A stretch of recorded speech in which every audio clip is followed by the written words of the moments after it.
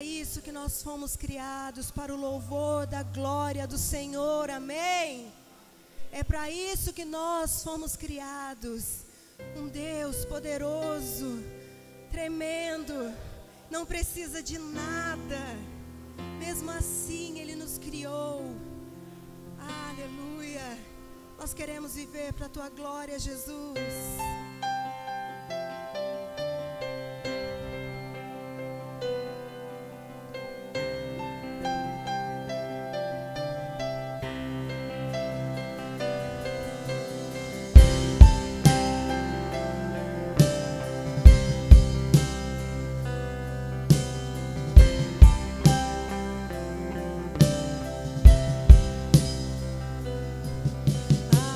Propósito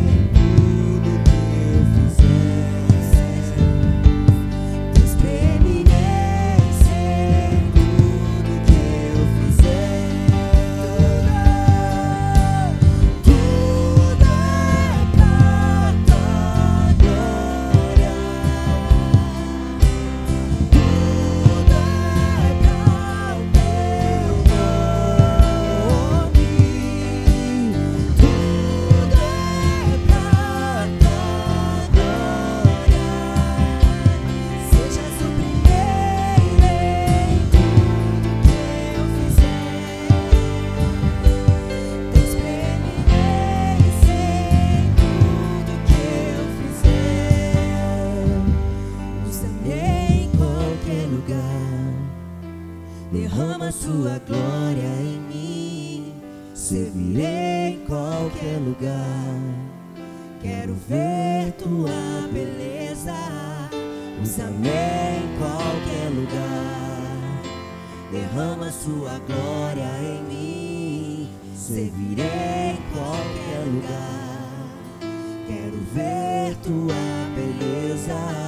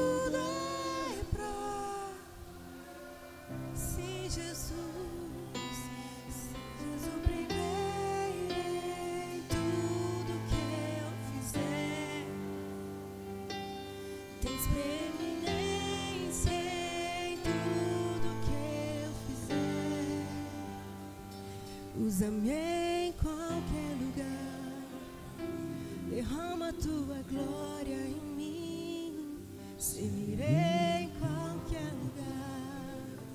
Quero ver tua beleza, usa-me em qualquer lugar, derrama tua glória em mim, servirei em qualquer lugar. Quero ver tua beleza, usa-me em qualquer lugar. Levante a sua voz. Derrama sua glória. Vamos fazer dessa canção a nossa oração nessa noite. Em qualquer lugar. Usa a tua igreja, Senhor. Tua beleza. Usa as nossas vidas, Senhor. Queremos te servir em qualquer lugar. Derrama a tua glória sobre nós. Derrama a tua glória sobre a tua igreja.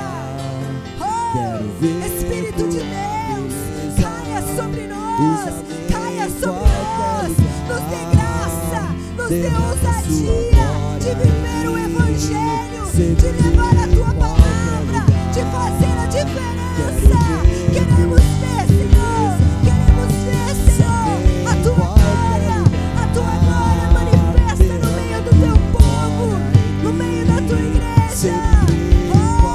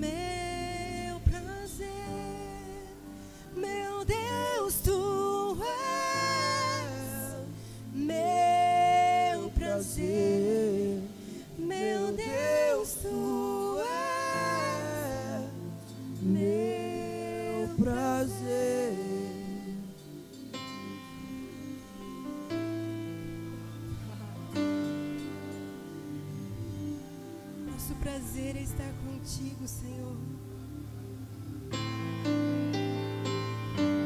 Derrama a tua glória sobre nós, Senhor. Derrama da tua presença no meio do teu povo, Senhor. Ah, nós precisamos de ti, Senhor. Nós precisamos de ti.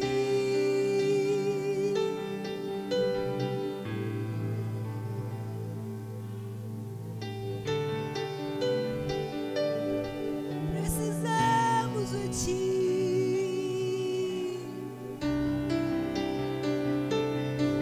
Rasgamos nossos corações diante de ti, Senhor. Clamamos, vem, clamamos.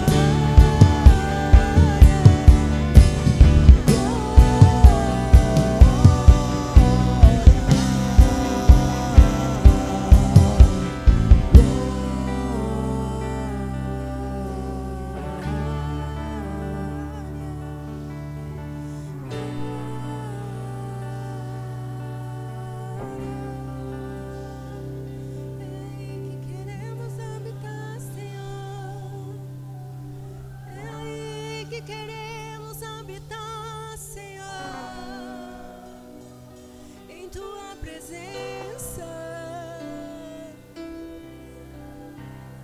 em tua presença, contemplar tua beleza e formosura.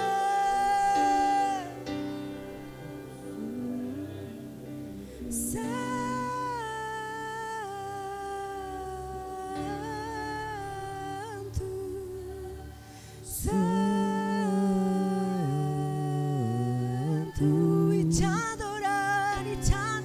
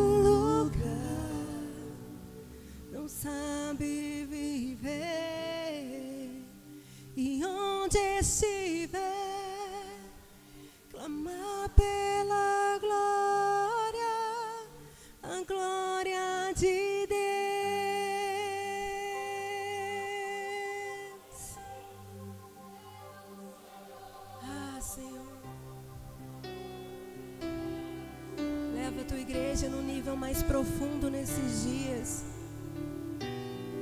Leva a tua igreja a acessar o Santo dos Santos, Jesus, o lugar que você conquistou para nós. Sim, o lugar que você conquistou para nós. Nos leva, nos leva, nos leva.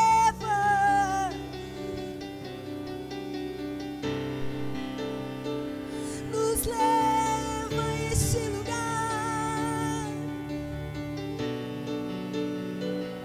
Nos leva a este lugar.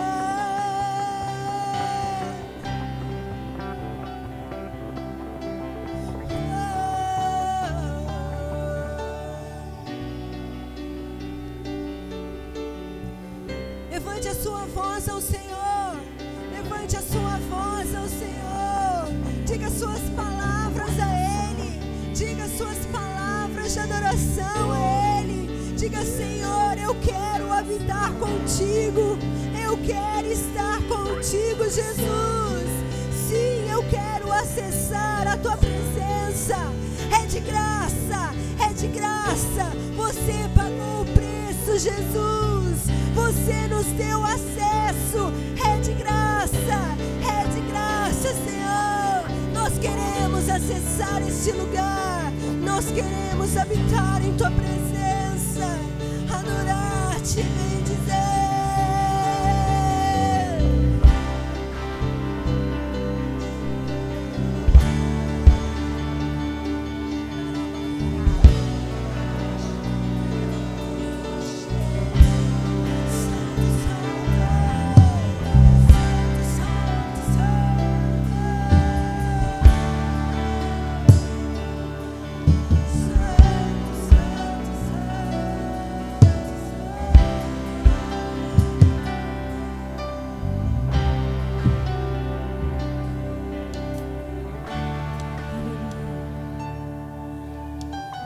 Leva-nos a esse lugar, Jesus, o lugar da tua presença. É nesse lugar que nós queremos habitar. Amém? Será que você pode aplaudir a Jesus? Porque Ele é digno. Aleluia. Aleluia. Erga suas mãos aos céus. Diga algumas palavras de agradecimento a Ele. Diga obrigado, Jesus. Obrigado, Jesus. Obrigado, Jesus, por esta noite. Obrigado por cada vida. Obrigado, Jesus, pela tua presença. Eu quero dizer algo para você, meu irmão. Nós estamos aí, né? Chegando o final do ano. Já chegamos aí. Engraçado que Deus deu uma palavra no meu coração, né? Que está lá em 1 Samuel 7, 12. Ebenezer, até aqui nos ajudou o Senhor. Na história, se você vê ali, primeiro, a partir do capítulo 7 mesmo, houve uma perseguição, houve uma prisão, os filisteus, e o povo de Deus estava corrompido, mas houve um arrependimento, e eles oraram a Deus, eles deixaram as coisas erradas, santificaram a Deus, e Deus veio, o visitou e usou Samuel ali, né, como libertador daquele povo. E eu acredito assim, irmãos, que nós temos aí vivido tantas coisas, né? Se você olhar para a tua história, você viveu bastante de coisas esses tempos todos, né? Coisas boas, coisas ruins, mas até aqui nos ajudou o Senhor. O fato de estarmos aqui nessa noite é a graça de Deus, é o favor imerecido de Deus nas nossas vidas. Só que existe pessoas, talvez você fale, eu estou bem, né? Glória a Deus pela tua vida se você está bem. Talvez você fale, eu não estou bem. Talvez você pense assim, mas existe gente que está bem. Tem gente neste momento que está sofrendo muito, estão passando por dificuldades, de enfermidades, olha, de problemas difíceis que talvez a gente nem imagina. Mas qual é o nosso papel? Nosso papel é orar. Nosso papel é levantar nossa voz em oração, em clamor, por essas situações, por essas vidas. Mas também nós podemos louvar a Deus e agradecer, porque o Senhor nos trouxe até esse momento. Quem tem gratidão no seu coração aí a Deus? Eu tenho. Eu sou grato a Deus por tudo, né? Como se diz, eu sou grato a Deus por tudo, pela sua infinita graça, pelo seu amor. Não estou dizendo que eu ou que você não passe por dificuldades, mas até aqui nos ajudou o Senhor. O fato de estarmos aqui nesta noite, neste momento, é porque o Senhor nos ajudou. Então nós precisamos orar, né? Orar por você, mas ore também por alguém. Orar pelas nações da terra, olhar para os povos e falar, puxa vida, tem tantas dificuldades mundo afora, o que eu posso fazer? Talvez você não pode ir lá, mas você pode orar neste momento. Eu quero que você ore neste momento, pedir para você orar, né, em nome de Jesus. Não orar, né, porque eu estou falando, orar porque é um dever nós de orarmos, para olharmos e orarmos pelas nações, pelos povos, né, pelos povos não alcançados, olhar para as nações e ver que existe necessidades, olhar para a nossa cidade, olhar para nossos vizinhos, olhar para a situação em qual nós estamos inseridos e falar, Deus, nós precisamos de um milagre, e é necessário um milagre. Ali Samuel fala que, em 1 Samuel, que ele pegou um cordeiro de mama, sacrificou, é o próprio Cristo que foi sacrificado por nós, um cordeiro sem defeito, e Cristo morreu por nós.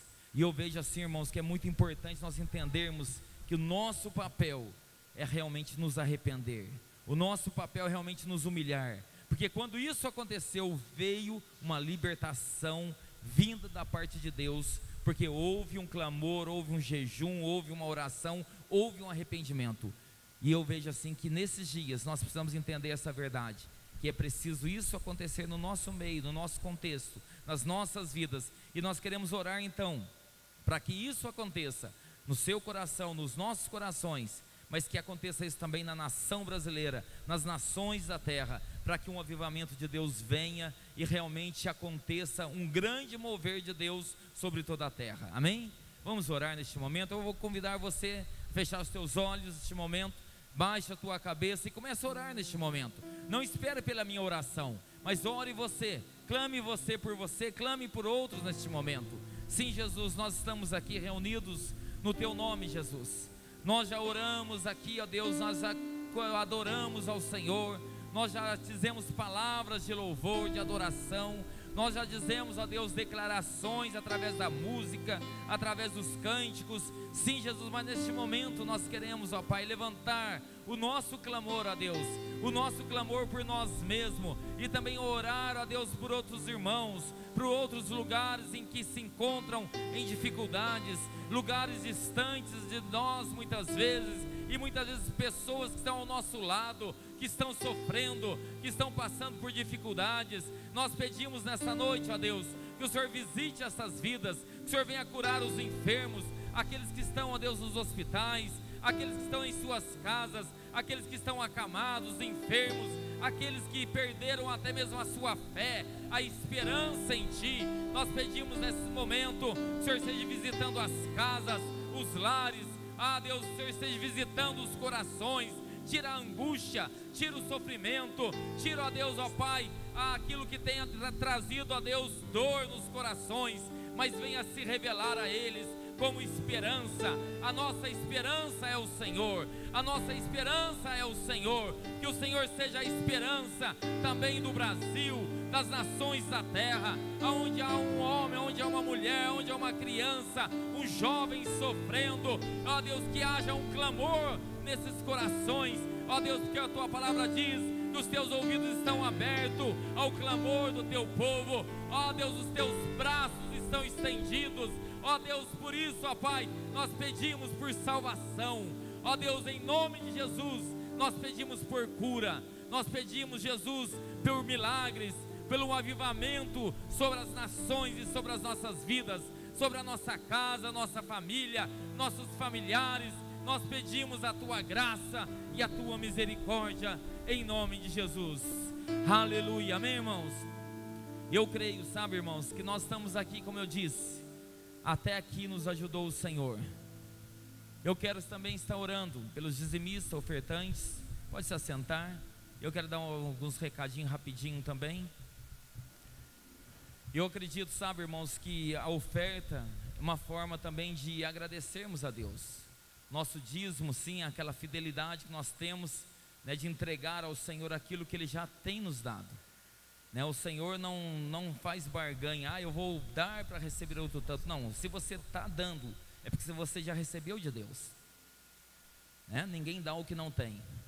Não pensa assim, eu vou dar. Você pode ter desafio de fé no teu coração, você é livre, mas nós acreditamos, né, num princípio, né? Só dá quem realmente já é abençoado, e nós somos abençoados.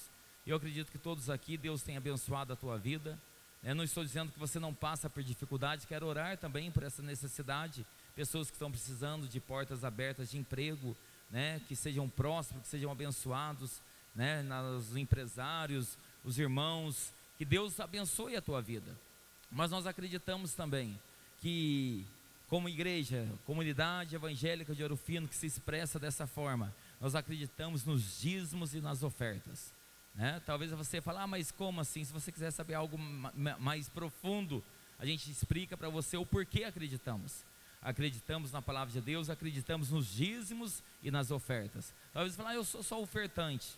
Você é livre, nós não exigimos que você dizima, mas nós entendemos que é necessário ser dizimista, porque nós acreditamos dessa forma. Então seja um dizimista, seja um ofertante. Deus, Ele não faz barganha, mas Deus, Ele retribui aqueles que dão, né, com alegria, não por necessidade, não porque eu quero outro tanto, mas eu faço isso por gratidão.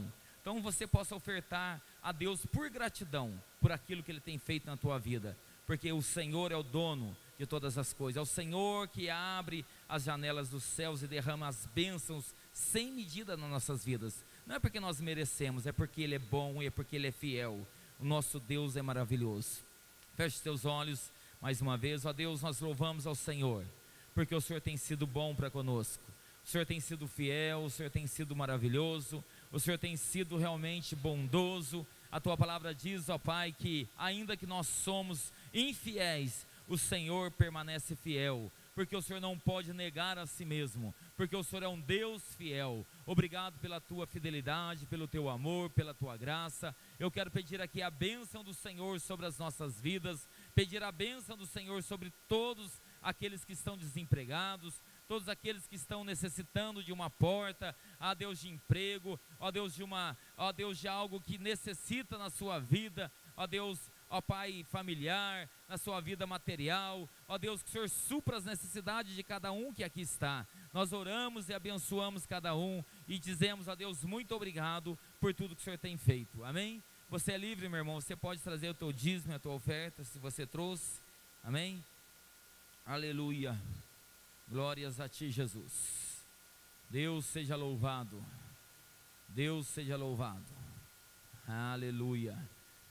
Irmãos, eu quero também estar dando um recado rapidinho aqui, na verdade 2 recados, para os irmãos estar inteirados, né, do que está acontecendo. A igreja, nós como comunidade evangélica de Ouro Fino, alguns irmãos já sabem, nós temos entrado assim numa aliança mais profunda com alguns irmãos, né? Não sei quem conhece o pessoal de Montemor, de Jundiaí, Haroldo Walker, dos irmãos lá. Ele é filho do John Walker, né? E essa história é velha, não é de agora não, sabe? A gente já é aliançado com eles há muito tempo. Antes do pastor Douglas ainda, quando era pastor Daniel na comunidade, já havia uma aliança. E essa aliança, ela foi, vamos falar, restabelecida, falando melhor assim, né?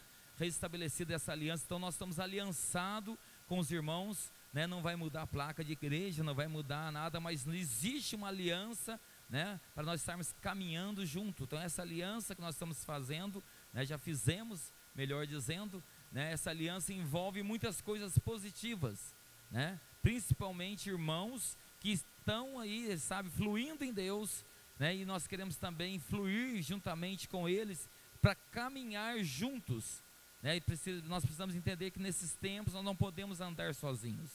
Nós temos que estar andando com gente que está indo para o mesmo caminho, que está indo para o mesmo lugar, o mesmo destino. E nós precisamos entender essa verdade. E não é algo, o Theo fez isso. Não é o Theo que fez isso. Deus pode ter usado a minha vida, a vida de um irmão, mas eu acredito que é o Espírito Santo de Deus que está fazendo isso. Deus está nos levando a um lugar que é o propósito, que é a vontade dEle. Então, para os irmãos saberem, nós estamos aliançados com o Haroldo, né, Haroldo Walker, um pastor de Jundiaí. Estive com ele, almoçando com ele, junto com o pastor Daniel. Continuo ainda com o pastor Daniel. O pastor Daniel é o meu pastor e nada me faltará, brincadeira, né? O Senhor é meu pastor, né? Mas eu vejo assim, nós temos identificado muitas coisas e a gente tem assim visto que Deus está fazendo isso. Isso é muito bom para essa aliança, porque vai trazer muitas coisas positivas, como já aconteceu esses dias. Pastor Ivo esteve em casa, esteve pregando aqui, uma bênção, pastor Ivo, homem de Deus, que ele é também aliançado, né, que está lá em Montemor, junto com tantos irmãos aí abençoados, né, Ângelo, e aí vai, e eu vejo que Deus está fazendo algo muito legal, e com isso o Ângelo também, o Ângelo, o Haroldo também não, é o Ivo, conversando comigo, ele falou de um missionário que estava vindo para cá, ele é de Montemor, ele está fazendo um trabalho lá no sertão, lá onde o irmão do Luiz Hermínio está, que é o Júnior, né, o Nilson Júnior, eu chamo de Júnior, né? Mas é o Nilson Júnior. Ele está fazendo um trabalho lá no Nordeste com crianças. E esse missionário, eu entrei em contato com ele, chama Nuno, um cara jovem, né? Um cara bem jovem mesmo. E ele é interessante a história dele, provavelmente ele vai falar. O Ivo contou um pouquinho para mim. Ele é um cara casado, eu não sei se tem filhos dele mesmo, mas ele tem 3 filhos adotivos. Muito interessante isso, um cara novo com 3 crianças que é filhos adotivos, e ele faz um trabalho lá no sertão, e eu conversei com ele, vai dar certo ele vir domingo agora, próximo à igreja, ele vai estar ministrando também, não só testemunhando. E quando eu achei interessante, quando ele fala assim, vai vir um missionário, logo vem o que na nossa cabeça? Cifrão, né? Ixi, vai pedir dinheiro para ajudar lá não sei o que, né? Ainda que isso faz parte da missão, não sou contra isso, mas interessante que lá, pelo que ele me falou, assim, eu quero ouvir dele, a experiência dele, mas que o Ivo me passou, é que o problema lá, o que falta é gente. Recurso financeiro tem, falta gente que tem o coração e que tem um chamamento específico para a missão. Então eu acredito assim que a gente falou, puxa vida, a gente é uma igreja que mais pregou e acreditou no nosso meio, que eu até hoje, pelo menos o que eu vejo, é que passou por nós, o pastor Douglas, que mais bateu em cima da tecla de missão, de missionário, de fazer missão e coisa e tal, né? A eclésia, a igreja lá fora, não aqui nas quatro paredes. E aí eu fiquei pensando, puxa vida, por que não unir a esses irmãos e realmente entender essa verdade, que é uma veia, que é algo que sempre ardeu no coração da igreja, através do pastor Douglas e de outros missionários que já passou para o nosso meio. Mas por que não acender novamente essa chama? Então eu quero pedir para os irmãos essa semana duas coisas. Primeiro, que você ore pelas missões, ore pelos missionários, ore por esse irmão, chama Nuno, né? É facinho, acho que deve ser descendente de italiano, acho que é Nuno, acho que é italiano mesmo, né? E ore por esse irmão Nuno, que vai estar ministrando no domingo, né? É só se não der certo, alguma imprevista acontecer, mas acredito que não vai acontecer, que ele vai estar conosco. Ele está tão longe, ele está vindo de férias, mas ele vai vir aqui ministrar conosco e apresentar o trabalho. Eu acho que é muito legal. Ore pela vida dele, ore pelos missionários, ore por você, para você não ficar de fora daquilo que Deus está fazendo. Porque o problema nosso, sabe o que é? A gente ora sem entendimento. A gente orar, Deus, me encaixe naquilo que é o teu propósito. Não deixe eu ficar fora daquilo que o Senhor está fazendo. Porque pode correr o risco, irmãos, de nós ficarmos fora. Deus tem uma palavra muito interessante para mim nesses dias, que há um tempo atrás nós estávamos como se fosse um barco atracado, arrumando os buracos. E os buracos estão sendo arrumados. E esse barco vai começar a mover. E ele vai começar a navegar, ele vai começar a levantar as velas e o vento vai levar. Mas se eu estiver fora desse barco, vai ficar bem complicado.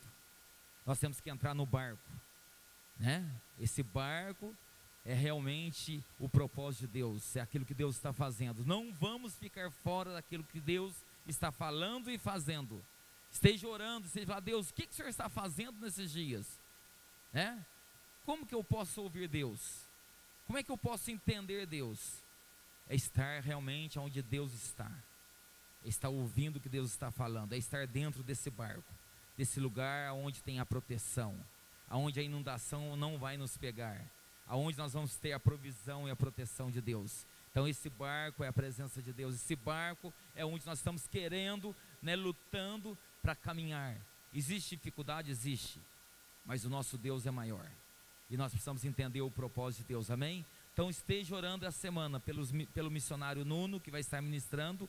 Também esteja divulgando, é importante, sabe, irmãos? Não é propaganda, não é para encher a igreja, pelo contrário, é para que nós venhamos entender o propósito de Deus. Esse homem é um testemunho muito legal. Eu não conheço, eu conheci só uma pincelada que o Ivo deu, nem sei o que ele vai falar, não quero encomendar também, vou deixar para ele, que o Espírito Santo de Deus use a vida desse irmão, Mas o que a gente tem que entender é o seguinte: aonde nós estamos nesse momento?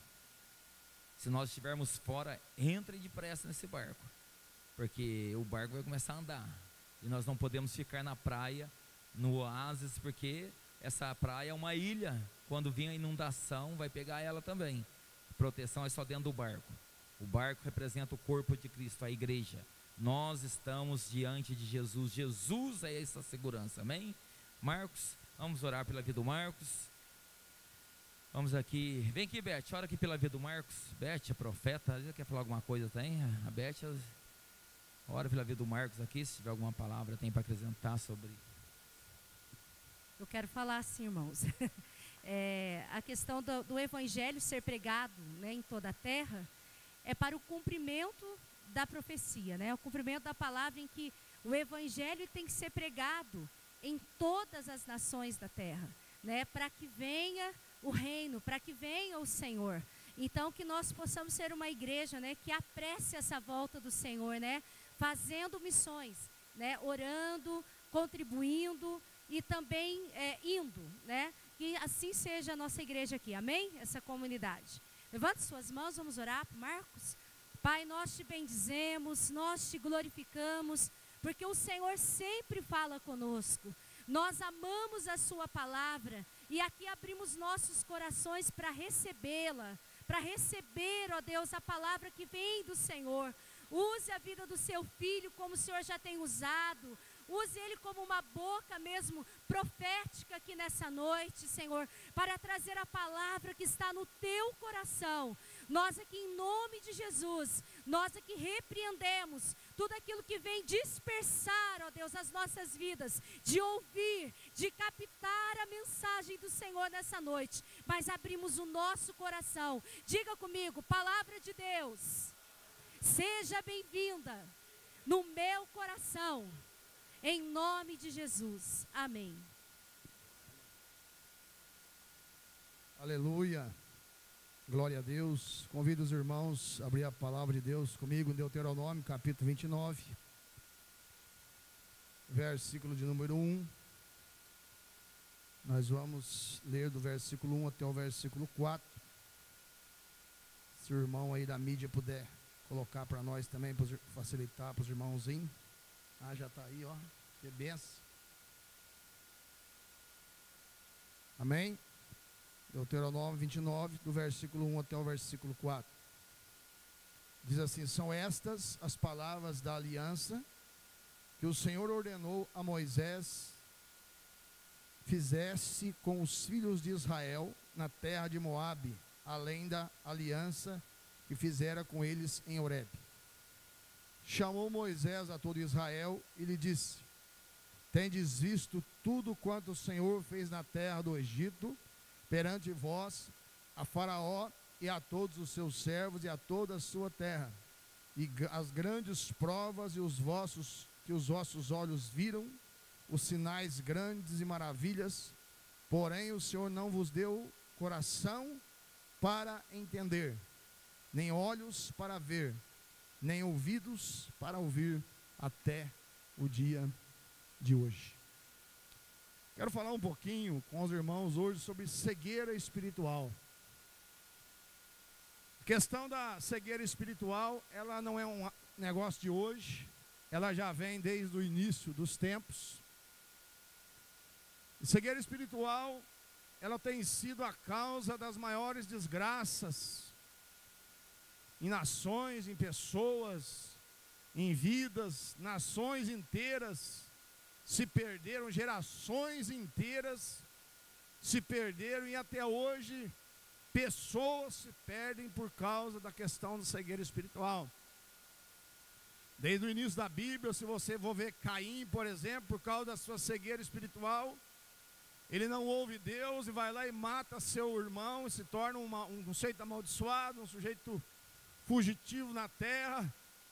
Você pode ver a geração, como o Theo pregou aqui semana passada, eu acho que foi semana passada, sobre que Noé, 100 anos fazendo uma arca, e durante 100 anos mesmo, eles vivendo debaixo da misericórdia de Deus, eles estavam tão cegos que eles morreram no dilúvio, vendo a arca sendo construída. Nós vemos na Bíblia também que a cegueira espiritual acabou com a vida de Sansão, deixou Sansão o homem mais forte do mundo, fraco, cego, dominado, enfeitiçado por uma mulher, perdeu muita coisa na sua vida.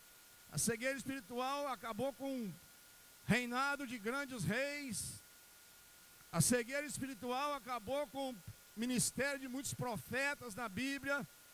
A cegueira espiritual, inclusive, no último instância, da forma mais cruel e profunda, fez com que a geração do próprio Senhor Jesus o traísse, o matasse, o rejeitasse e colhesse maldições que duram até o dia de hoje, por conta desse fator.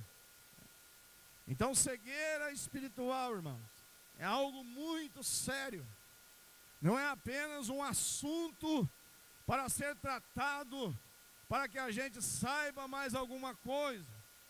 A cegueira espiritual é algo muito sério, que pode comprometer a sua vida, a sua família, a sua geração, a sua história e, enfim, todo o propósito que Deus tem preparado para com a sua vida. E o que é a cegueira espiritual propriamente dito? Traduz para mim, talvez você não entenda. Cegueira espiritual é nada mais, nada menos do que a falta de um entendimento no espírito daquilo que Deus está falando e daquilo que Deus está fazendo em um determinado momento da história. Por exemplo, se nós voltarmos lá na época do dilúvio, nós vamos ver que o povo estava cego espiritualmente, comendo, bebendo, casando, se dando em casamento, e Noé fazendo uma arca, mas ninguém entendeu a movimentação que estava acontecendo naquela geração, e de milhares e milhares que existiam naquela geração, apenas a família de Noé foi salva, porque o resto estava cego. Então, cegueira espiritual é a falta de entendimento espiritual, não é um entendimento mental, não é um método humano que eu aprendo na minha mente, não é algo mecânico, é um entendimento que só pode vir através do Espírito de Deus, agindo no meu espírito. Porque senão eu posso falar para uma pessoa 10 vezes, 20 vezes que ela precisa de Jesus, que ela precisa se converter, que ela precisa se arrepender, que ela precisa abandonar os seus maus caminhos, mas se ela não entender isso espiritualmente, eu fico ali a vida inteira falando para ela, e ela não vai entender por causa da cegueira espiritual. Eu pedi a algum irmão se puder trazer um copo d'água para mim, por favor, em nome de Jesus. Aqui. E continuando aqui, quando eu olho para esse texto que eu acabei de ler, vamos dar mais uma voltadinha nele aqui. Nós vemos aqui que um negócio interessante, estudando sobre isso. No versículo 2 e 3 diz que Moisés chamou o povo ali em Deuteronômio. Deuteronômio significa o livro da repetição das leis. Por que repetição das leis? Porque o povo que havia saído do Egito, aquela primeira geração, ela havia morrido no deserto por causa da cegueira espiritual. Não conseguiram acreditar que Deus os podia levar até a terra prometida. Mas a palavra do Senhor diz que quem morreu no deserto foi gente de 20 anos para cima. Então tinha uma geração de 20 anos para baixo que tinha visto algumas coisas lá da saída do Egito. Gente que tinha 20 anos naquela época que Deus condenou o povo a 40 anos de deserto, agora estava com 60. E eles tinham visto Deus derramar pragas, Deus abrir mar, Deus tirar a água da rocha, Deus mandar maná, Deus mandar codornizes, Deus derrotar inimigos maiores do que eles, Deus fazer todas as maravilhas. E aqui em Deuteronômio, o que está acontecendo? Deus está dizendo para Moisés, olha, faça de novo a mesma aliança. Repita para essa nova geração aquilo que foi falado lá atrás. Repita para a nova geração aquilo que foi falado lá atrás, para que essa geração nova, que agora vai entrar na terra, não morra também com esta cegueira. Então foi instruído para que repetisse a lei. E aqui está dizendo que chamou Moisés, e aqui no versículo 2 ele diz, tendes visto. Ou seja, Moisés estava dizendo, tem uma parte de gente aqui que viu. E não é alguém que contou, que não é um filme que foi feito, que não é uma fotografia que foi tirada, que não é um quadro que foi pintado, mas um negócio aqui que tem gente aqui que viu. Viu o mar se abrir. Tem gente aqui que viu 10 pragas destruírem a maior nação da terra naquela época. Tem gente aqui que viu maná cair do céu. Tem gente aqui que viu o Sinai pegando fogo e Deus falando. Tem gente aqui que viu a glória de Deus descer sobre o tabernáculo quando ele foi construído. Mas mesmo assim Deus manda Moisés dizer: vocês têm de visto tudo o quanto o Senhor fez na terra do Egito perante vós, ou seja, vocês foram testemunhas oculares. A Bíblia fala no livro de Lucas, quando ele vai escrever o seu livro, ele fala que pessoas que foram testemunhas oculares dos milagres, da existência, das obras de Cristo. Viram. João, quando vai falar de Jesus, ele vai falar aquilo que os nossos olhos viram e que as nossas mãos apalparam a respeito do verbo da vida. Então Deus não trabalha com argumentos, Deus trabalha com demonstrações de espírito e de poder, de forma marcante, para que a pessoa saiba que Ele existe, que Ele está agindo na terra, que Ele não é uma lenda, que Ele não é uma fotografia pendurada num quadro, que Ele não é uma história da carochinha que a mãe contava para o filho dormir na época. Ele é um fato, Ele é mais real do que nós todos que estamos aqui, porque a realidade de Deus transcende o nosso tempo, porque a realidade de Deus transcende a eternidade. A eternidade não cabe dentro de Deus. Deus é maior do que a própria eternidade. E aqui Moisés continua dizendo: tendes visto o que o Senhor fez perante vós, a todos os seus servos em toda a sua terra. Grandes o quê? Provas. Deus é um Deus interessante, que eu estava lendo Deuteronômio, Levítico, Números, de Deus. Deus é jurídico. Deus é extremamente espiritual, mas é extremamente jurídico. Deus trabalha com provas existenciais. Essa história de um Deus etéreo, tipo Deus paz e amor, de hippie, isso aí não existe. Deus é extremamente metódico, glorioso e jurídico. Ele trabalha com fatos, ele trabalha com evidência.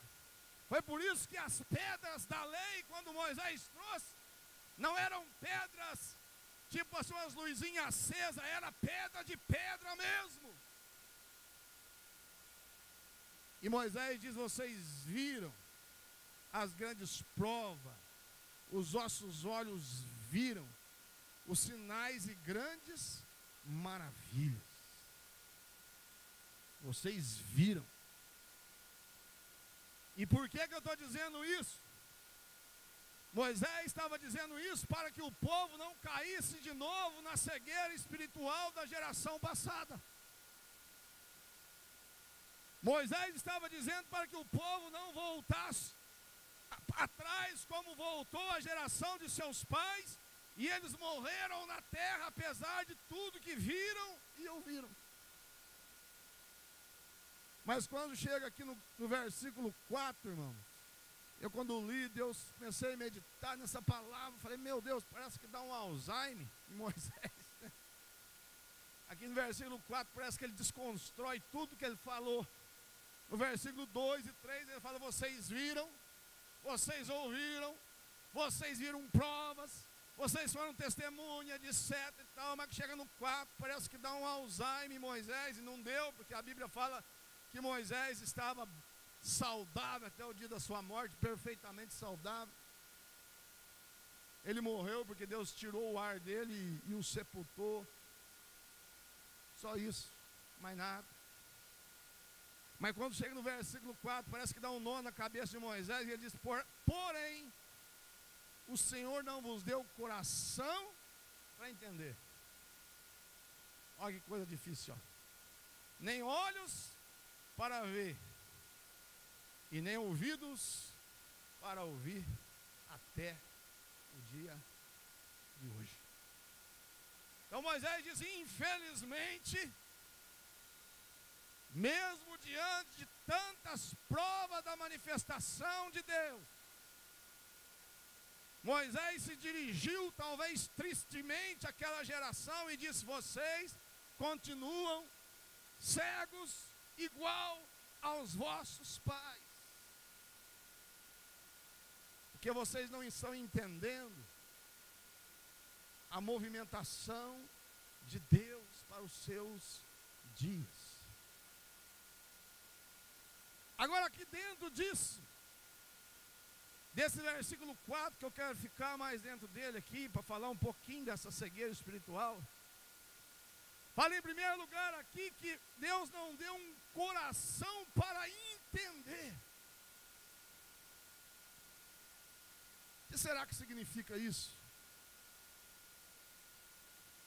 Significa, irmãos, que faltou sensibilidade espiritual. Mexeu na emoção, mas não transformou a vida. Quando o povo viu o monte fumegando, quando o povo viu os raios, quando o povo viu a glória, quando o povo viu a coluna de nuvem descendo sobre o tabernáculo, quando o povo saía à porta da tenda para ver Moisés entrar na tenda da oração, eles viram a glória, eles se arrepiavam, eles se admiravam, eles ficavam embasbacados, mas aquilo mexeu com as suas emoções, provocou arrepios na alma, mas não provocou mudança de vida, porque continuaram tão cegos como estavam.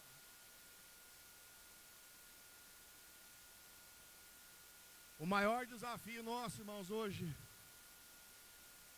não é experimentar de manifestações da glória. Nós vamos experimentar, eu acredito, que nós estamos num caminho, num rio, que nós vamos experimentar as maiores manifestações de Deus em adoração.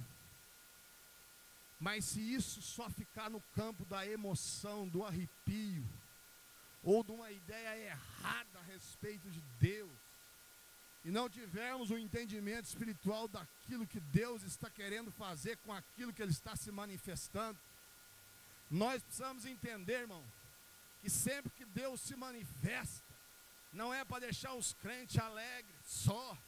Sempre que Deus se manifesta, é porque tem algo conectado com aquela manifestação. Sempre quando Deus se manifesta na tua vida pessoal, sempre quando Deus se manifesta no seu quarto de oração, sempre quando Deus está fazendo você ler a Bíblia, sempre quando o Espírito está trazendo para a igreja um momento de glória, de louvor e adoração diferente, significa que atrelado à manifestação existe um propósito, existe uma obra a ser gerada naquela geração, e não é somente para nos deixar assim emocionados,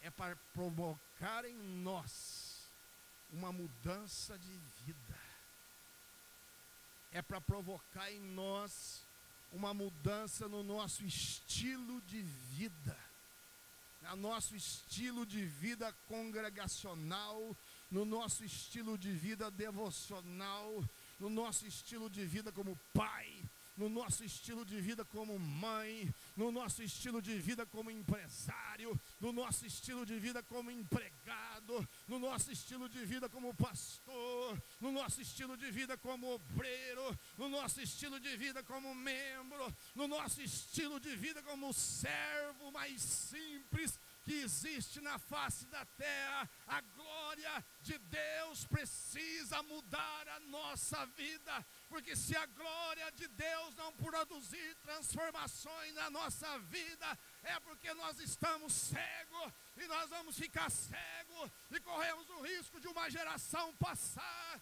e nós estarmos aqui, continuarmos cantando, e 30 anos passar, e Deus dizer para nós: eu vou buscar outra geração, porque vocês só estão arrepiados, mas vocês não estão sendo transformados. Essa é a seriedade. Esse é o desafio do avivamento.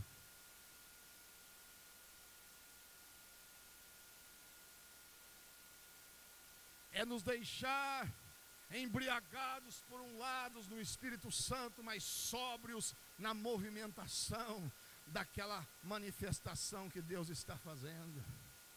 Senão é pura perda de tempo. É pura enganação filosófica, é puro ópio. Ópio. É a mesma coisa do cara que está querendo ficar meio loucão, ele vai lá na onde vende a loucura e dá uma chapada. Daí a pouco aquela chapação passa e precisa de buscar outra chapação. Hoje, agora eu desliguei meu Facebook para dar uma descansada na minha cabeça, mas esse tempo atrás eu estava vendo uns negócios, não é crítica, não estou fazendo crítica, eu acho que é legal. Mas eu tenho um certo temor no meu coração de que certas coisas virem moda e perca a essência.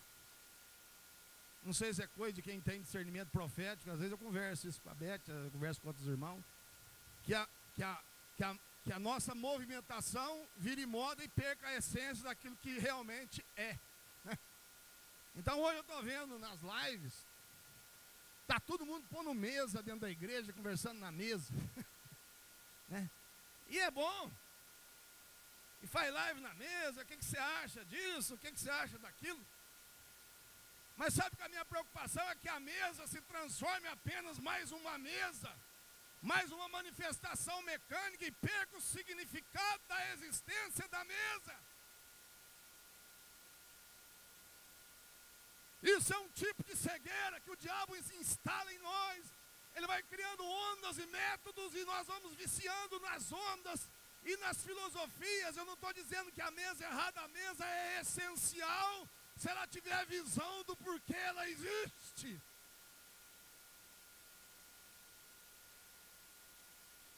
Porque se ela não tiver visão do porquê ela existe, ela é uma repetição idiotada de algo sem significado, irmão.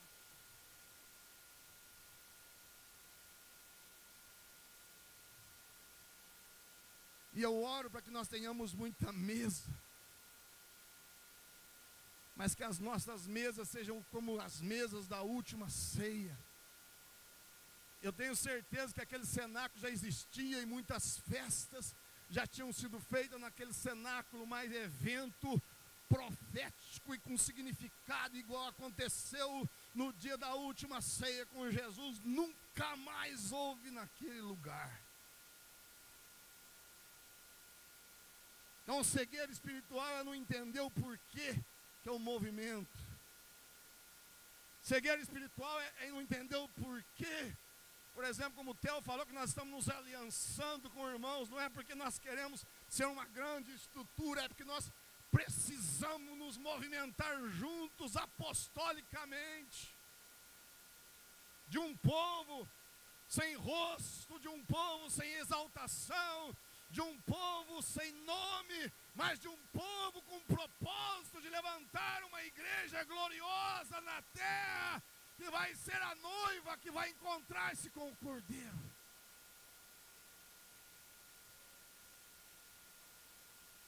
Por isso não podemos mais viver cegueira. Já pensou, nós recebemos uma sentença dessa, vocês têm um coração, mas vocês não entendem. Jesus sentenciou a geração deles e falou: olha, sabe por que eu falo em parábolas para esse povo? Para que eles não vejam com os olhos, não ouçam com os ouvidos, não creiam com o coração e não sejam curados. A maior sentença de Deus, irmão, não é quando Deus deixa a gente numa secura espiritual, não. é quando Deus derrama glória e não permite que a gente entenda. Você vive na glória, você vê a glória, você vê gente curada, você vê fogo na árvore, você vê glorificação, você vê isso, você vê aquilo, mas você não entende. Aqui da manhã você está desviado.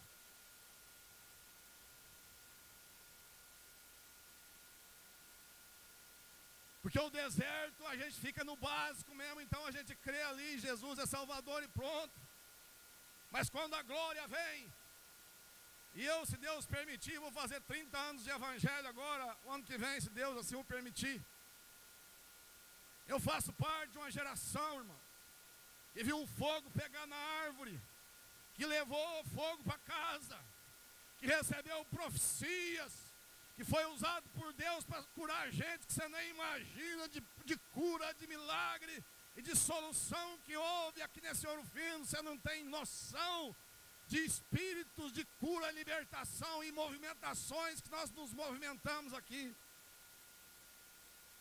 Mas a grande pergunta: onde estão aqueles que viram as árvores fumegar?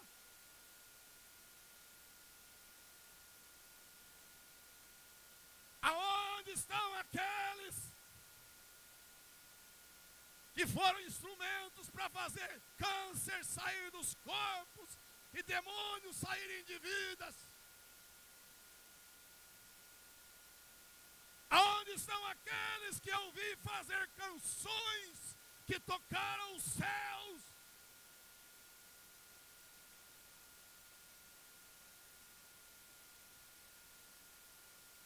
Em 30 anos de uma igreja, dá para nascer gente, crescer gente, casar gente. Onde estão os filhos da igreja que nasceram aqui?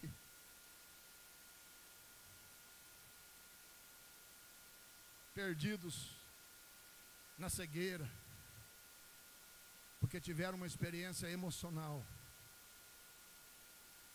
E nós também fomos cegos. Nós mais velhos temos que admitir a nossa cegueira. Que às vezes os nossos familiares não querem o Jesus que nós pregamos, porque o evangelho que nós representamos é horrível aos olhos deles. Isso é coisa que eu tenho que bater no peito e falar: Deus, isso é minha responsabilidade. E essa palavra que eu estou dizendo aqui, como a gente não é para condenar você, eu não quero condenar você, quem sou eu para te julgar, mas é para despertar em você, sim. É para despertar em você alguns sentimentos de indignação contra você mesmo, não no sentido de se autodestruir, mas no sentido de se recompor em Deus.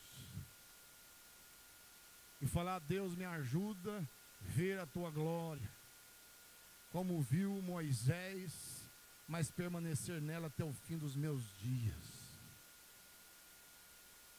E eu lendo o livro de Números, esse dia compartilhando lá em casa, eu fiquei estarrecido que Números, né? Como o Haroldo Walker um dia estava dando uma palestra, Números só tem números, né? Números, tanta gente, tanto. Só que tem uma parte de Números também que fala do tabernáculo. E eu lendo lá Números, fulano foi pai de ciclano e não sei quantos do exército, não sei quantos, não sei quem, não sei quantos, não sei quem. Aí chega um momento lá, diz que Deus apareceu e falou para Moisés: suba você e mais 70 anciãos até a minha presença no monte. E a Bíblia diz que eles subiram, chegaram no monte, havia um mar de vidro, misturado com fogo, e havia um trono de fogo e alguém nele assentado. E pasmem os irmãos, não sei se você já leu, os 70 anciãos, diz a palavra de Deus, que eles se sentaram e comeram diante do Senhor.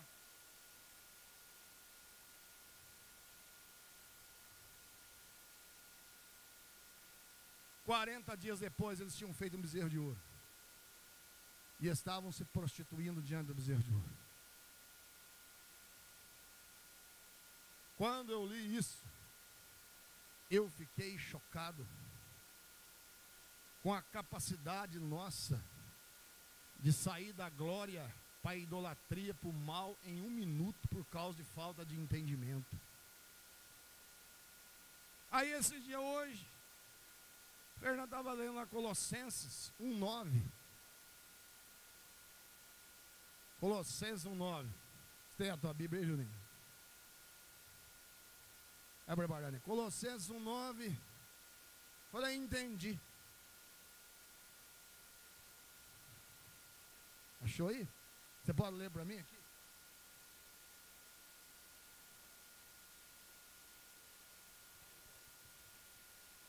Por isso, desde que ouvimos falar a seu respeito, não deixamos de orar por vocês. Pedimos a Deus que lhes conceda pleno conhecimento de sua vontade e também sabedoria e entendimento espiritual. Então vocês viverão de modo a sempre honrar e agradar ao Senhor, dando todo tipo de bom fruto e aprendendo a conhecer a Deus cada vez mais. Essa tradução que fala tendo um pleno conhecimento de Deus, mesma coisa. Sabe qual que era o desespero de Paulo? Era que o desespero do apóstolo Paulo é que se ele estava pregando para um povo que estava entendendo ou ele estava perdendo tempo. Porque a renúncia de Paulo era muito forte. E Paulo tinha um versículo que ele escreveu: eu corro não sem meta, eu corro não dando murros no ar. Então ele ficava ali orando para que o povo tivesse entendimento espiritual. E hoje, nós estamos como igreja diante de um divisor de águas. Hoje, essa igreja local está vivendo um divisor de águas. Essa igreja local não é porque os irmãos lá vão salvar a nossa pátria, é por causa da movimentação profética. A igreja local de Ouro Fino está vivendo um divisor de águas. Mas como que eu vou fazer parte disso, pastor? Ou irmão, seja lá o que for. Sabe como é que você vai fazer parte disso? Entendendo que isso não é um método novo, é um espírito novo. É uma nova revelação. É um entendimento de que a glória tem um propósito. Do que aquilo que Deus está fazendo tem um propósito. Daquilo que Deus quer mudar em você como pai, como mãe, como esposa, família, filho, é um propósito.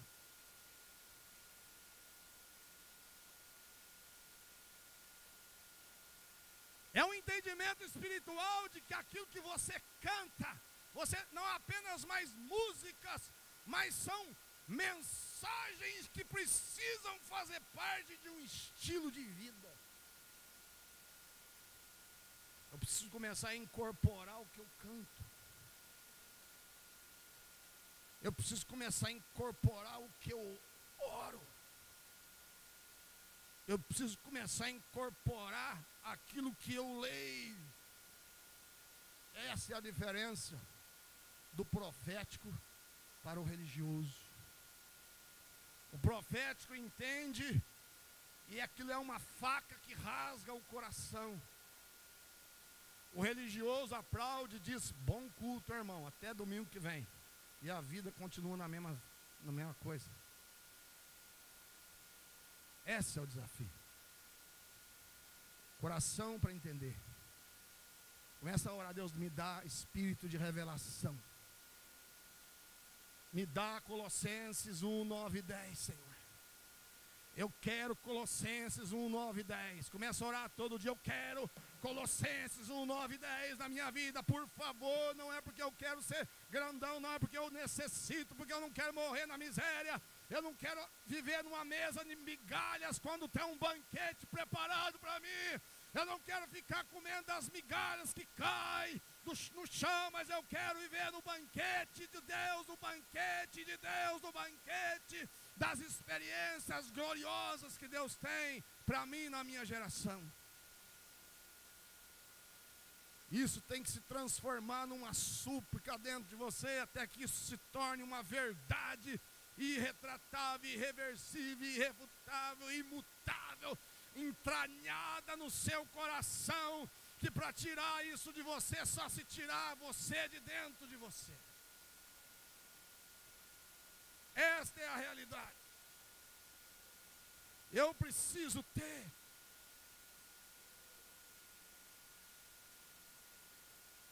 Senão mesmo que eu esteja no barco, como disse o Theo, eu vou estar no barco mais voado do que a vela do barco. Eu tenho que entender que nesse barco que está atracado, tampando as brechas, ele vai velejar, mas ele não é um barco a motor, ele é a remo, e o remo são pessoas que estão entendendo a direção da bússola da glória. É um remo com pessoas que sabem hastear ali as velas na hora certa. Meu Deus, tem misericórdia de nós, meu Deus.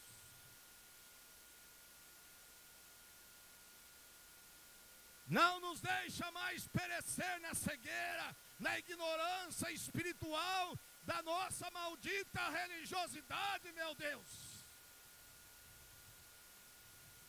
Ilumina os olhos do nosso coração, meu Deus, para que possamos compreender a esperança do nosso chamamento e a riqueza da glória da nossa herança nos santos. Por favor, Espírito Santo. Por favor, Espírito Santo. Não deixa ouro fino para trás, por favor, Espírito Santo.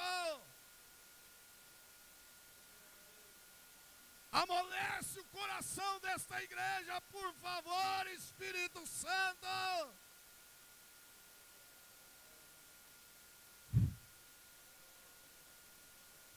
Arrasta no pó a nossa glória, mas faz de nós sacerdotes do Altíssimo.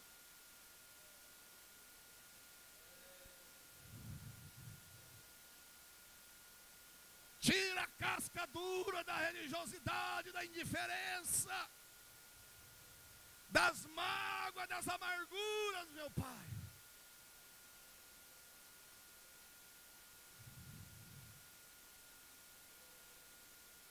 Como diz Jacó, Deus, se o Senhor não mudar o nosso nome, nós não queremos sair daqui. Se o Senhor não nos transformar de patéticos para proféticos, nós não queremos sair daqui. É melhor ficar lá em casa, dormindo.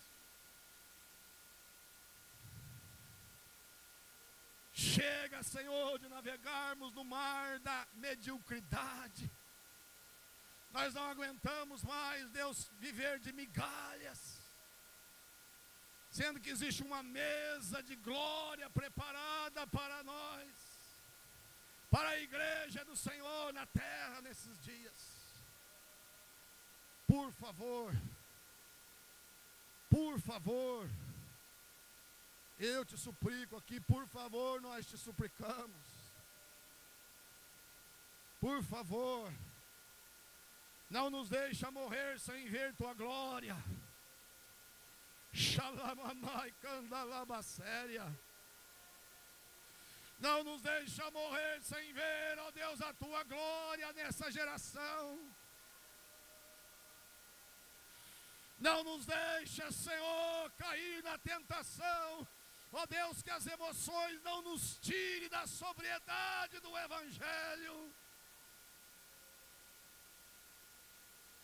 Que as movimentações nossas não nos tirem do significado da nossa vida. Por favor, Deus. Por favor, Deus. Por favor, Deus. Por favor, Deus. Por favor, Espírito Santo. Olha para nós em ouro fino, Senhor. Por favor, Deus, muda a história dessa igreja, por favor, Deus. Por favor, Senhor. Nós te imploramos aqui, por favor, Deus, por favor, não nos deixe ficar coçando nossas feridas, por favor, não nos deixe ficar olhando para as nossas cicatrizes, Senhor. Por favor, Senhor, nós te suplicamos aqui essa noite.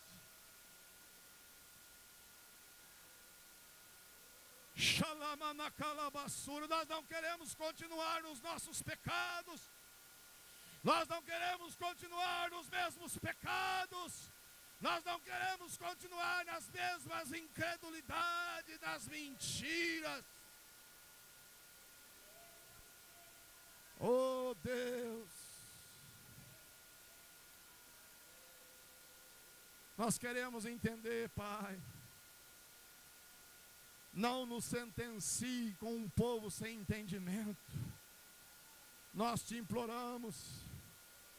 Se nós já fizemos coisas erradas na nossa soberba, na nossa arrogância, nós pedimos perdão aqui, Senhor, pelos absurdos que nós já pregamos nesse púlpito, pelos absurdos que já foram pregados sem conhecimento, pelos absurdos que já falamos na nossa casa, pelos absurdos teológicos, pelos absurdos de ignorância, pelos absurdos de alma doente, pelos absurdos vômitos da nossa alma. Mas dá-nos um coração saudável nesses dias, dá-nos um coração sadio,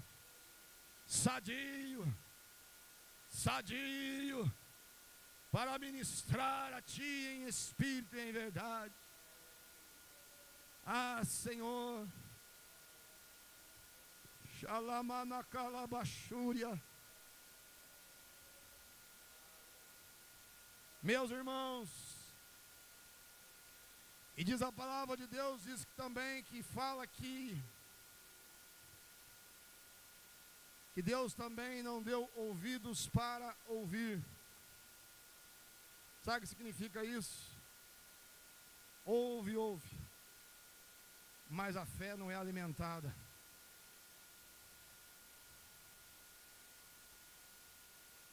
Eu tenho falado isso muito, nós vivemos na era do maior acesso à informação do mundo. Hoje cada pessoa, cada criança tem um computador na mão que conversa com outro colega lá do outro lado do mundo. Acontece um terremoto lá esqueci o nome do lugar, lá no, onde foi mesmo lá que aconteceu aquela explosão lá daquele navio lá no Líbano. Meia hora depois estava passando aqui, 5 minutos, 10 minutos. Então nós vivemos na época mais informada do mundo. Nós temos um compêndio de conhecimento teológico exposto nas redes sociais, os maiores do mundo. Mas o grande problema disso é o seguinte: será que nós estamos ouvindo o que Deus está falando? Porque a Bíblia diz, Jesus que disse, irmão, e nós precisamos tomar cuidado, a Bíblia inteira é a palavra de Deus, mas tem certas coisas que foi o próprio Cristo que disse, né? Aquele que ouve as minhas palavras e as pratica, esse é o que me ama. Quem disse isso foi Jesus, meu irmão. Existe um negócio engraçado. Como é que Jesus vai chegar lá no último dia e falar: eu não conheço fulano, vai embora, eu não te conheço? Jesus conhece todo mundo. Mas sabe o que significa? Quando Jesus olhar para uma pessoa nos últimos dias e falar: eu não te conheço, significa: eu não conheço o Espírito que está em você, não faz parte de mim, que não tem parte com aquilo que eu ensinei.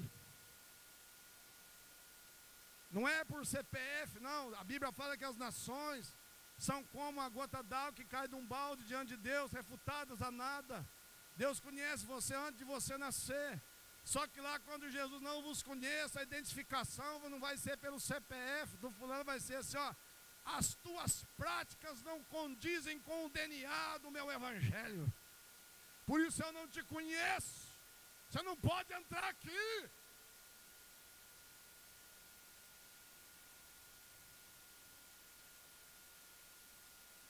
Não tem a ver com DNA, não tem a ver com filho. Eu fui neto do meu avô, fulano que fez igreja. Eu não conheço, eu não quero nem, eu conheço teu avô. Me obedeceu, eu conheço Paulo. Mas o que está dentro de você não é o que está dentro de mim, não tem compatibilidade entre nós, o que você carregou. Esse ano, esse tempo todo na sua vida foi cegueira, mediocridade, inutilidade, pecaminosidade, arrogância, soberba, altivez, achômetros, ignorância. Isso não tem parte comigo, porque eu sou manso e humilde de coração. Então não tem identificação, e o céu é um lugar onde pessoas serão semelhantes a Jesus. Então o DNA do céu, o mesmo DNA de Jesus estará em nós. Ou será que nós estamos pensando que nós queremos só um corpo que não fica doente? É gostoso, né, ter um corpo que não morre, que não fica doente. Mas não é só isso não. O corpo é só o revestimento de glória, da glória que foi construída por dentro, na jornada da caminhada na terra, até o último e grande e terrível dia do Senhor.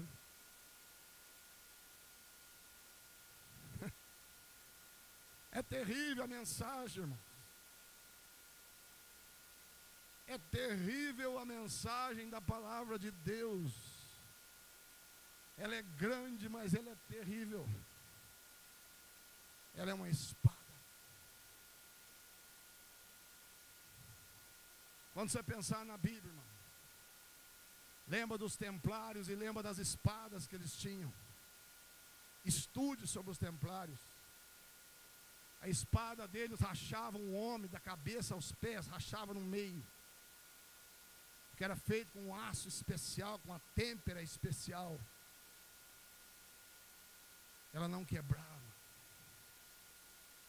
E Paulo vai usar o quê?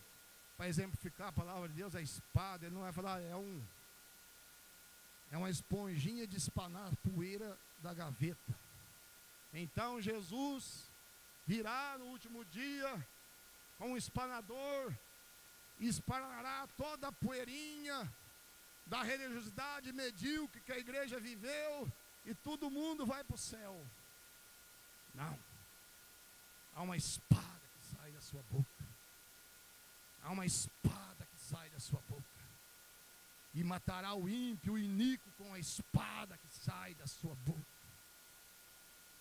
Em outras passagens, a palavra de Deus é usada como uma espada não para matar, mas para penetrar a alma e espírito, de discernir os propósitos e pensamentos do coração. Ela é cirúrgica. Ela é cirúrgica. Mas nós temos duas opções como filhos de Deus na terra: ou nós aceitamos a cirurgia, ou nós vamos aceitar a amputação da nossa parte na eternidade. Essa é a realidade. Mas você não crê na graça, creia. Por isso que eu estou falando que a graça já nos cobriu, irmão. Aquele que aceita Jesus é justificado. Mas Jesus manda permanecer. Você quer morar na glória, você tem que permanecer no caminho. Você quer participar de avivamento, você tem que ouvir. Então, dizendo aqui que eles ouviam, mas não entendiam. E finalmente, olhos para ver. Ou seja, já falei sobre isso. Olhos para ver significa vir os sinais, mas a fé não foi alimentada. Lá em Pedro 5,10 fala que quando nós passamos, diz assim: sede sóbrios e vigilantes.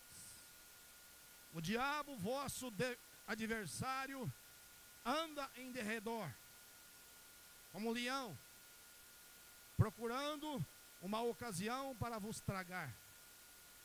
Resisti-lhe, firme na fé, sabendo que sofrimento tais como o vosso estão passando, se cumprindo em todos os vossos irmãos, em todas as partes do mundo. E depois de ter sofrido um pouco, o mesmo Deus os há de aperfeiçoar, firmar, fortificar e fundamentar. Então a palavra que estamos ouvindo, ela tem que operar esses 4 requisitos em nós. Ela tem que nos aperfeiçoar. Ela tem que começar em nós um processo de aperfeiçoamento dos santos. Os ministérios na igreja, em Efésios 4, diz que tendo em vista o aperfeiçoamento dos santos. Então a Bíblia diz que o sofrimento que nós passamos, a perseguição que nós passamos, a luta contra os nossos pecados, contra as nossas carnalidades pessoais, elas têm um objetivo: nos aperfeiçoar, nos firmar, nos fortificar e nos fundamentar. Ou seja, se você for um apanhado, dar um apanhado geral, quem não é aperfeiçoado não consegue firmar, quem não firma não tem tempo de fortalecer, quem não se fortalece jamais se fundamentará. Então, Deus está dando a nós o maior privilégio da geração que nós vivemos: facilidade de pregações, e cursos e livros e teologias de todos os tipos. Mas a questão é: estamos praticando? Ou estamos nos tornando uma enciclopédia ambulante e um compêndio literário pessoal que nada muda a nossa vida? Se é contrário à leitura, não, eu acho que nós temos que ler como nunca. Nós temos que estudar a Bíblia como nunca, até que a Bíblia entre em nós e se torne parte da nossa essência. Mas ela não pode ser apenas um compêndio de conhecimento teológico. Não vai adiantar. Em último lugar, irmão, já demorei demais. Diz assim: ouvidos para ouvir. O que significa isso? Deus também não deu ouvidos para ouvir. Ouvir os mandamentos, mas não conseguiram andar em obediência. Deus está nos dando mandamentos hoje. Ô louco, mas mais mandamento tem. Deus está nos dando ordens hoje. A ordem de Deus para nós como igreja hoje é preparar o caminho do Senhor. A ordem de Deus para nós hoje é endireitar as veredas. A ordem de Deus para nós hoje é preparar um ambiente onde a sua glória assista. A ordem do Senhor para nós hoje não é ser uma denominação, é ser um organismo que se movimenta em todos os lugares aonde estamos espalhados nesta cidade. A ordem de Deus para nós hoje não é fazermos ativismos e correrias esquizofrênicas de religiosidade, mas é sermos objetivos na verdade daquilo que nós caminhamos. Essa é a ordem de Deus para nós. Nós vivemos, nós somos a geração que está lá no último livro da Bíblia, chamado Malaquias, que diz: eis que enviarei o meu profeta Elias, antes que venha o grande e terrível dia do Senhor. Então nós temos que proclamar. O que vocês estão fazendo? Preparando o caminho para a volta do grande rei. O que vocês estão fazendo com os seus corações, individualmente falando? Estamos preparando no meu coração um ambiente para que Cristo possa morar, para que Cristo possa nascer e crescer dentro do meu coração. O que você está fazendo na sua casa? Eu estou querendo preparar um ambiente para que a minha casa seja uma extensão da glória de Deus e não apenas um lugar onde mora um crente. A nossa casa não é mais, não pode ser o endereço, ali mora o crente fulano de tal. Não, ali mora Obed-Edom. Ali mora um homem em que na casa dele a arca de Deus está presente. Por isso que a vida dele é diferente. Nós não podemos mais nos conformar com a geração de Levi. Infelizmente, a geração de Levi, a geração que terceiriza, a geração que vê o pecado e não corrige, a geração que vê a mentira e não confronta, a geração que não aceita ser confrontada, a geração que ouve a profecia e vira de costas, ela vai acabar morrendo, porque se a geração de Eli não morrer, não vai levantar a geração de Samuel. Porque a geração de Eli se contaminou com os sacrifícios, se prostituiu com aquilo que é santo.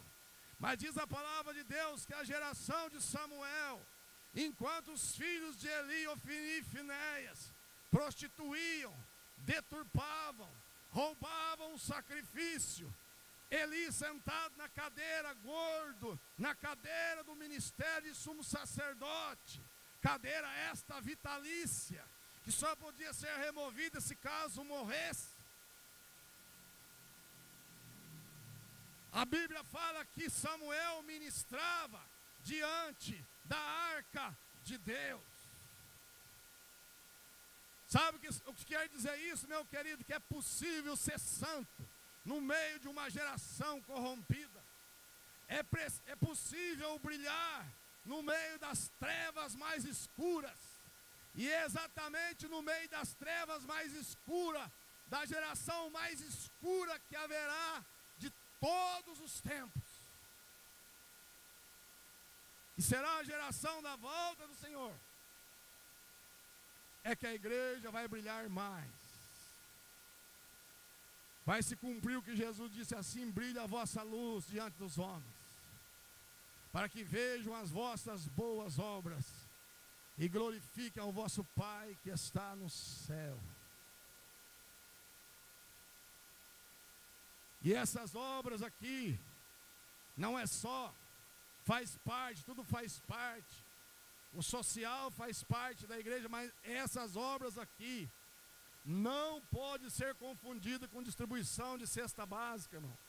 Essas obras aqui é caráter. Essas obras aqui é caráter.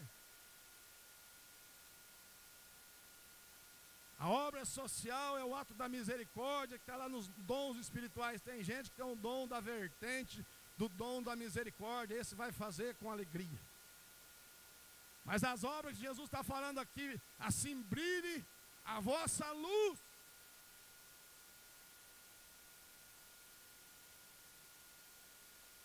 É testemunho de existência. É alguém que ouviu e está colocando em prática. Então esse é o desafio, irmãos. Que você não viva cegueira espiritual. Isso não tem jeito de consertar só aqui nessa reunião. Isso aqui é apenas uma palavra. Mas você vai ter que brigar com você mesmo todos os dias da tua vida, para que aquilo que é profético hoje não se torne num costume normal do amanhã. E você peça a Deus, cada um tem um nível de entendimento, que você peça a Deus do seu nível de entendimento. Deus, não deixa eu ficar cego com aquilo que eu já sei. Eu sei que eu tenho que largar desse pecado. Por que eu estou nesse pecado? Eu sei que eu não posso terceirizar a educação dos meus filhos. Eu estou terceirizando porque eu tenho que pegar pela mão. Eu sei que não é o Google, não é o YouTube, com aquelas coisinhas. Eu tenho que pegar a criança pela mão e ensinar e olhar no olho dela.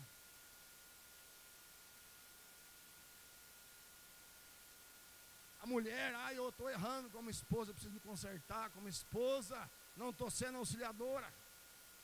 Marido, eu não estou sendo provedor, eu não estou sendo profeta na minha casa. Põe a mão na cabeça e peça a Deus, me ajude a virar homem. Pelo amor do Senhor.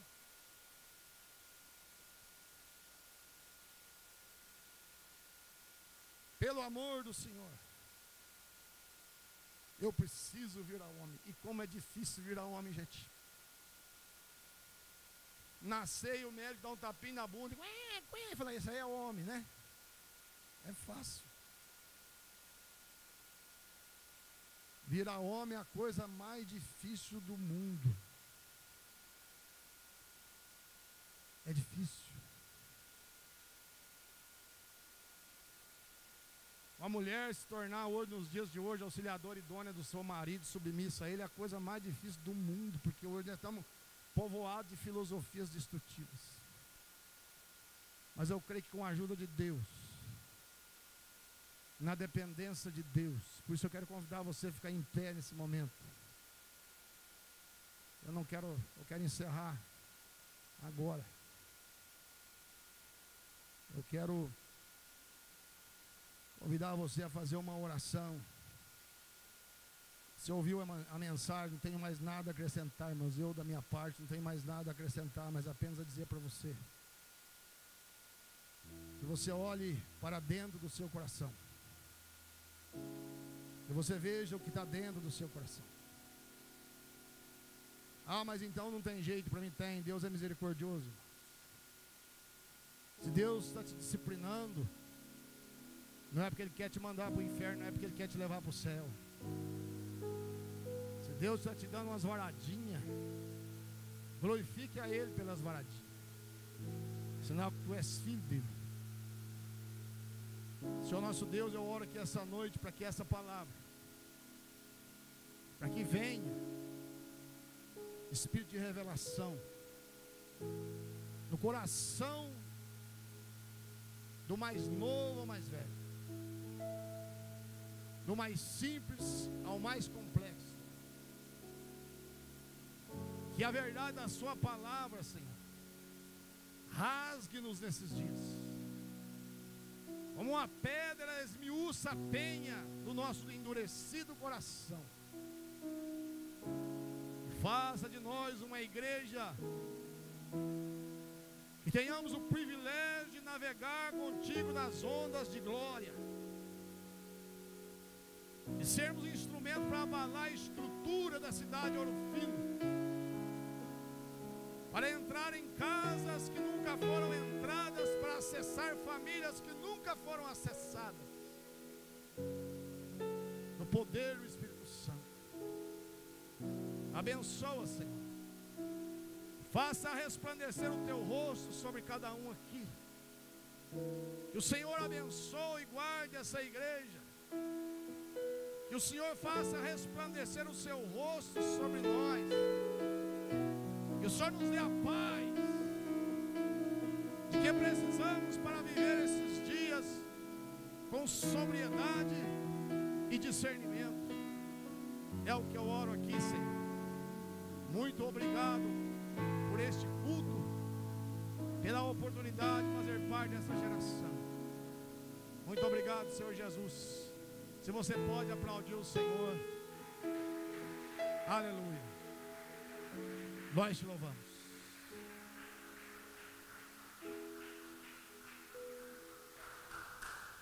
Aleluia. Feche teus olhos, vamos orar encerrando. Glória a Deus por essa palavra. Glória a Deus por vida do Marcos. Sim, Jesus, nós oramos nesta noite.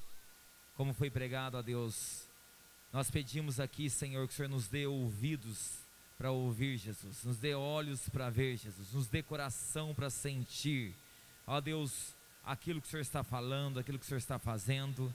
E eu quero pedir a Deus que o Senhor nos dê uma semana abençoada, que o Senhor nos guarde, que o Senhor nos proteja, que o Senhor, Deus, nos esteja falando em nossos corações, esteja, Deus, nos exortando, esteja nos levantando, esteja nos direcionando. Ó Deus, fala conosco, ó Deus, mostra-nos, ó Deus, a tua glória. Ó Deus, não deixa nós ficarmos com medo. Ó Deus, como aquele povo disse: eu não quero ir. Vai, Moisés, ao nosso lugar. Vai no nosso lugar, nós não queremos ir. Livra-nos, ó Deus, desse temor, mas nós queremos experimentar aquilo que o Senhor tem para